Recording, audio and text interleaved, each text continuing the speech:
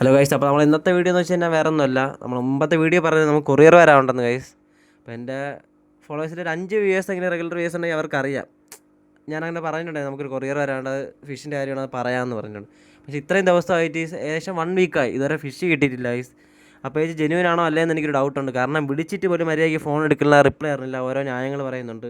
Track I D തരുന്നില്ല അതിൻ്റെ കൊറിയറിൻ്റെ. അപ്പോൾ ഗൈസ് എനിക്കറിയത്തില്ല ജെന്യൂൻ ആണോ അല്ലേന്നൊന്നും.